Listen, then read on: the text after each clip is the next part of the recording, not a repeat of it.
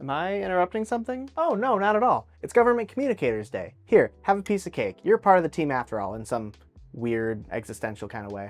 Hey, thanks. Now, don't get offended by this, but I've kind of been wondering, is communication really the most effective use of our tax dollars? Oh, that's a perfectly reasonable question. Now, I'm not here to tell anyone how tax dollars should be spent. We're communicators, not propagandists, but think about it for a sec.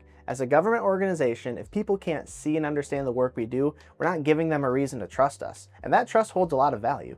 After all, it's the Declaration of Independence that says governments derive their just powers from the consent of the governed. Okay, Abraham Lincoln.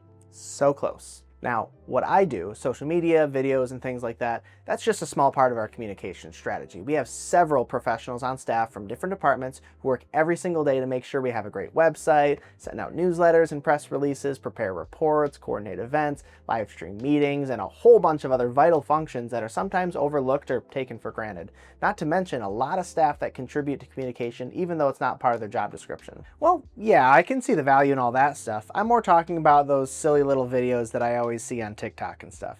Can't you just present the information as is without all of the fluff? But you are seeing the videos, aren't you? Yeah, what do you mean? You're actually seeing our content on your feed. That means it's working, huh?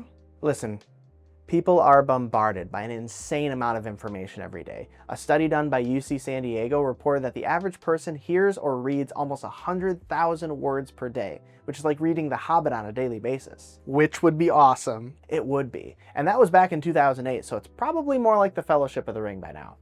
Anyway, everything you see on social media is not only trying to deliver some sort of message, but it's competing for your attention because if it's successful, the algorithm will serve you more of it in the future.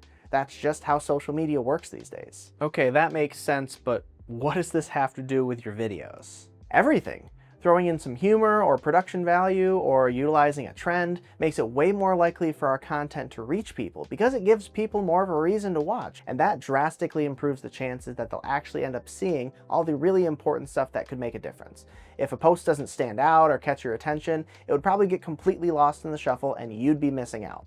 At the end of the day, it's really all about balance. Think of it like fruits and veggies. You gotta have both, but they serve completely different purposes in a meal. You know, I never really thought of it that way. What can I do to make sure I'm not missing anything? I'm glad you asked because I've literally never told you this before. Follow Ottawa County on social media for informative and entertaining videos just like this every week. Sweet, thanks. Well, I gotta go. I have a tummy ache. It's weird, I only had one piece of cake. Me too.